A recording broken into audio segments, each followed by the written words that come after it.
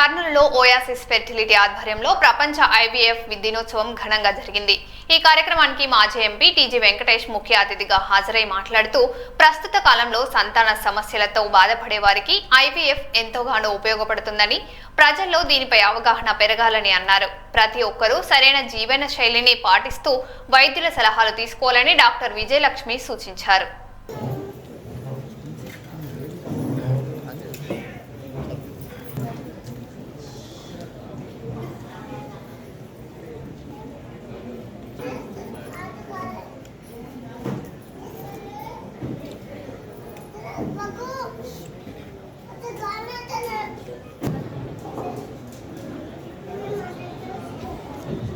So good morning everyone. Sir, good morning sir. TJ Venkatesh garu. Good morning. How today?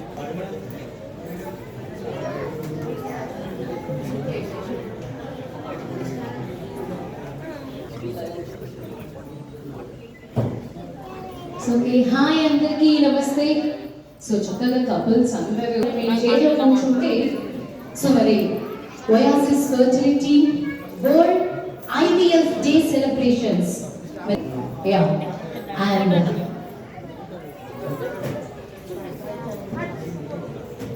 so very munduga ma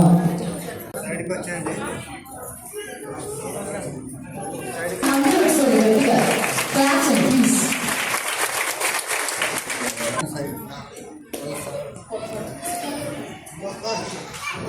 please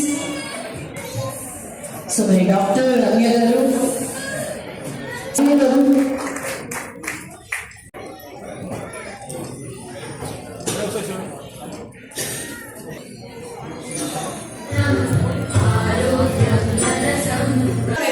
దంపతులకు మరియు వారి పిల్లలకు మరియు media సోదరులకు అందరికీ నా హృదయపూర్వక నమస్కారాలు. గౌరవనీయులైన శ్రీ వారి పిల్లలకు మా ఓయాసిస్ సిబ్బందికి ఆశీస్సులు అందజేయడం మరి మనలో ఉండడం మాకు చాలా సంతోషకరంగా ఉంది. సమాజంగా జరుపుకుంటున్నాం.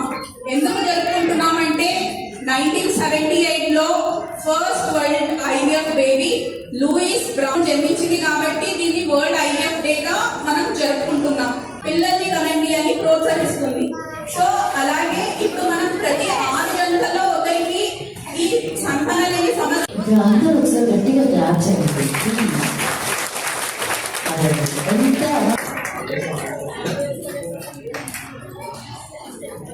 స్మాల్ సన్మాన కార్యక్రమం వెరీ గుడ్ సూపర్ దగ్గరకు రండి.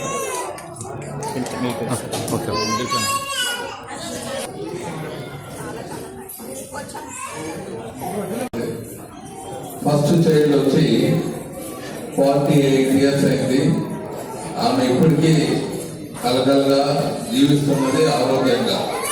అది దృష్టిలో పెట్టుకుని ఆమె పుట్టినరోజునే ఈరోజు ప్రపంచ మొట్టమొదటి ఐవీఎఫ్ డేగా సెలబ్రేట్ చేసుకున్నారు ఆమె పుట్టినరోజు.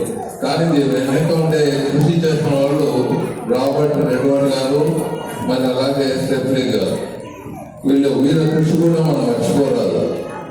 ఇటువంటి కార్యక్రమాలు చేయాలంటే ఇటువంటి సృష్టి, ఇది సృష్టి ప్రతి సృష్టి భగవంతుడు సృష్టి చేస్తే వీళ్ళు మళ్ళీ ప్రతి సృష్టి చేస్తున్నారు. ఇది ఆషామాషి కాదు. ఇది చాలా వాళ్ళు సృష్టి చేసిన వాళ్ళు, ప్రతి సృష్టి చేసిన వాళ్ళు. మన అమ్మాయిల సంఖ్య తగ్గిపోతూ అబ్బాయిల సంఖ్య పెరుగుతూ ఉంటే మరి అది మన దేశంలో మళ్ళీ సంక్షోభంలో పడేదానికి అవకాశం ఉంటుంది. అబ్బాయిలు ఎక్కువైతున్నారు, అమ్మాయిలు తక్కువ అవుతున్నారు. అమ్మాయిలు తక్కువ అయిపోతే అది సృష్టి నిలబడిపోయే కార్యక్రమం జరుగుతుంది. సో ఇటువంటి ఐవీఎఫ్ కార్యక్రమాలు చాలా చక్కగా జరుగుతున్నాయి.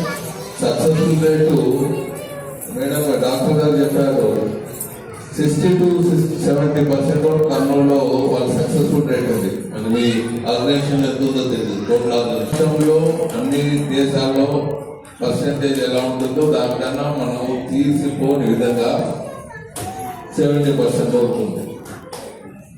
అమ్మాయిలే కావాలంటే ఈ దేశంలో వాళ్ళు చేసేదానికి అట్లా జ్ఞానం ఉంది. అమ్మాయి అనేది గృహానికి లక్ష్మి లాంటిది. అమ్మాయి లక్ష్మి అంటారు. లక్ష్మి ఉంటేనే కళ. లక్ష్మి లేకపోతే ప్రపంచమే లేదు, ఒక అడుగు కూడా మొదలులేదు. అలాంటి లక్ష్మి అనేది గృహలక్ష్మికి ఆ పేరు ఉంది, అమ్మాయికి ఆ పేరు ఉంది. సో లక్ష్మిలు కూడా తక్కువ పోయింది. లక్ష్మిలో ఉన్నందుకే కదా మీకంతా ఇటువంటి కార్యక్రమం చేసేదానికి వచ్చింది. అందరికీ నమస్కారం అండి. నా పేరు doctor Vijayalakshmi, clinical head, Kurnool Oasis fertility centre. ఇవాళ మనం ప్రపంచ ఐవీఎఫ్ దినోత్సవాన్ని జరుపుకుంటున్నాం. ఈ ప్రపంచ ఐవీఎఫ్ దినోత్సవం ఎందుకు జరుపుకుంటున్నామంటే ఐవీఎఫ్ మొట్టమొదటి బేబీ లూయిస్ బ్రౌన్, తనకి ఇప్పటికీ 48 సంవత్సరాలు. సో ఐవీఎఫ్ బేబీ పుట్టి 48 సంవత్సరాలు అయినప్పటికీ కూడా తను ఆరోగ్యవంతంగా ఉండి తను నార్మల్గా పిల్లల్ని జన్మనిచ్చింది. అయినా కూడా ఇక్కడ మన భారతదేశంలో పల్లెటూరుల్లో ఏంటంటే ఐవీఎఫ్ అని చెప్పుకోవడానికి కూడా సంకోచిస్తున్నారు జనులు. ఐవీఎఫ్ అంటే చాలా అపోహలు ఉన్నాయి. చాలా మంది ఫర్టిలిటీ సెంటర్ కి వచ్చి ట్రీట్మెంట్ తీసుకోవడమే తప్ప అని అనుకుంటున్నారు. అంటే మేము ఫర్టిలిటీ ట్రీట్మెంట్ తీసుకున్నామంటే అదేదో పెద్ద తప్పులాగా చూస్తున్నారు జనాలందరూ. సో 48 ఏళ్ళు అయినా కూడా ఇంకా దాని గురించి అవగాహన పెంచాలి మనం. సో ఈ సంతానలేమి సమస్య ఎంత ఎక్కువగా పెరుగుతా ఉంది, దాన్ని మనం ఎలా నియంత్రించవచ్చు, ఐవీఎఫ్ మీద ఉన్న అపోహలు అంటే నార్మల్ బేబీస్ పుడతారా లేదా, ఐవీఎఫ్ ద్వారా కూడా నార్మల్ బేబీసే పుడతారు, ఇట్లాంటివన్నీ మనం జనాలకి చెప్పడానికి అవగాహన పెంచడానికి మనం ఈ వరల్డ్ ఐవీఎఫ్ డేని సెలబ్రేట్ చేసుకుంటాం. సో ఈ బేబీ వెనక ఉన్నది doctor Robert Edwards and Patrick Steptoe అనే డాక్టర్. వాళ్ళ కృషి వల్లే మనం ఈరోజు ఈ దినాన్ని ఆచరిస్తున్నాము.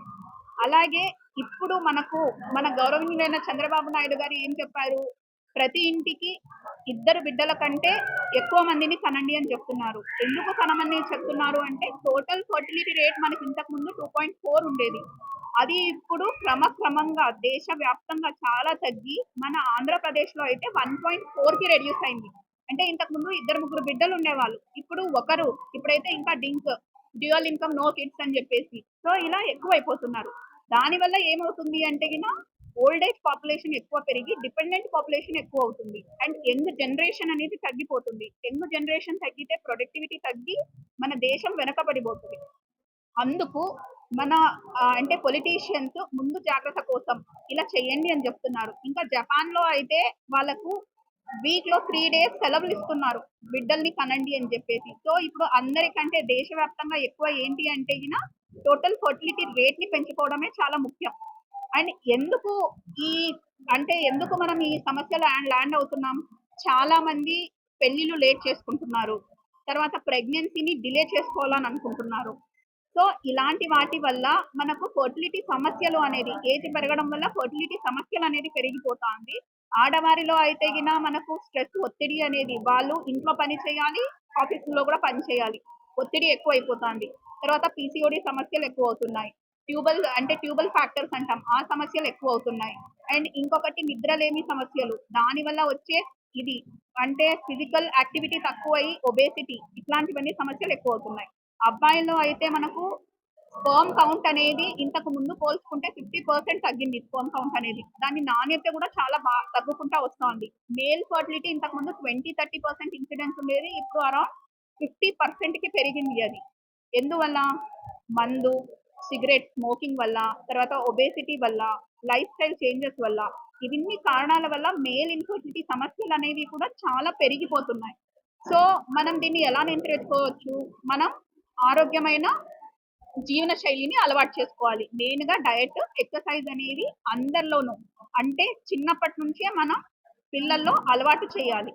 అండ్ ఇంకొకటి సెకండ్ థింగ్, ఎవరైనా ఓకే పెళ్లిళ్ళు లేట్ చేసుకోవచ్చు, వాళ్ళ కెరియర్ ని ముందు పెట్టుకోవచ్చు, కానీ దానికంటే ముందు మనం ఏం చేసుకోవచ్చు, మన ఫర్టిలిటీ అనేది ఆడవాళ్ళల్లో 35 తర్వాత తగ్గుతుంది, మగవాళ్ళల్లో 40 years తర్వాత తగ్గుతుంది. సో 30 years బిలో ఆడవాళ్ళు, మగవాళ్ళు 35 years బిలో వాళ్ళు ఒకవేళ వాళ్ళ కెరియర్ ని పోస్ట్పోన్ చేసుకోవాలి అంటే ఎగ్ ఫ్రీజింగ్ కానీ, స్పర్మ్ ఫ్రీజింగ్ కానీ, పెళ్ళైన వాళ్ళైతే ఎంబ్రియో ఫ్రీజింగ్ అలా చేసుకోవచ్చు.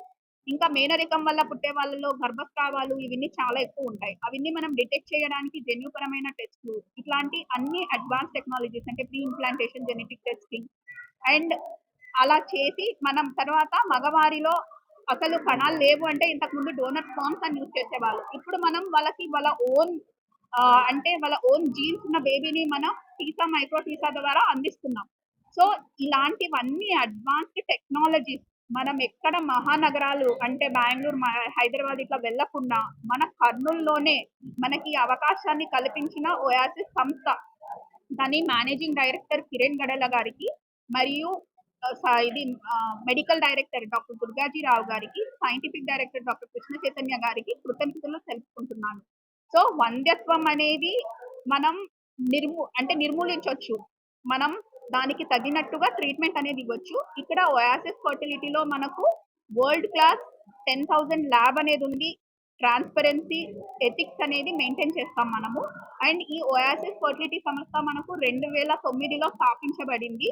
అప్పుడు ఒక సెంటర్ తో మొదలయ్యి ఇప్పుడు మనకు దేశవ్యాప్తంగా 48 సెంటర్స్ అనేవి ఉన్నాయి అక్రాస్ 28 సిటీస్. అండ్ ప్రపంచవ్యాప్తంగా సక్సెస్ రేట్ అరౌండ్ 50% ఉంటే మన దగ్గర అరౌండ్ 60 to 70% దాకా ఉంది సక్సెస్ రేట్ అనేది. అండ్ మొన్న రీసెంట్ గా జరిగిన అంటే ప్రపంచవ్యాప్తంగా జరిగిన ఎష్రే కాన్ఫరెన్స్ లండన్ లో జరిగింది. అక్కడ మనది 29 presentations and 5 oral presentation select అయ్యి మన డాక్టర్స్ అందరూ ఇంటర్నేషనల్ ప్లాట్ఫామ్ లో మన ఇండియాని రిప్రజెంట్ చేశారు.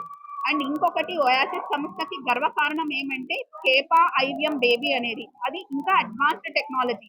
అంటే పీసీఓడి సమస్యలో ఉన్న వారికి ఎవరికైతే ఎగ్స్ అనేవి పెరగవో అలాంటి వాళ్ళల్లో మనం ఇమ్మెచ్యూర్ ఎగ్స్ ని బయటికి తీసి వాటిని ల్యాబ్ లోనే కల్చర్ చేస్తాం అన్నమాట. అలాంటి అడ్వాన్స్డ్ టెక్నాలజీ భారతదేశంలో మన ఓయాసిస్ ఫర్టిలిటీ మాత్రమే చేస్తుంది. అండ్ దాని వల్ల ఫస్ట్ ఐవిఎఫ్ బేబీ కూడా 2023లో వరంగల్లో జన్మించింది. అండ్ ఆంధ్రప్రదేశ్ ఫస్ట్ క్యాపా ఐవిఎం శిశువు కూడా మన కర్నూలు నుండి అని చెప్పుకోవడానికి చాలా గర్వపడుతున్నాం. సో కర్నూలు ప్రజలు, చుట్టుపక్కల ఉన్న ప్రజలు ఇలాంటివన్నీ ఉపయోగించుకోవాలని ఈ వరల్డ్ ఐవిఎఫ్ దినోత్సవం సందర్భంగా కోరుకుంటున్నాను. అందరికీ వరల్డ్ ఐవిఎఫ్ డే శుభాకాంక్షలు. నమస్తే.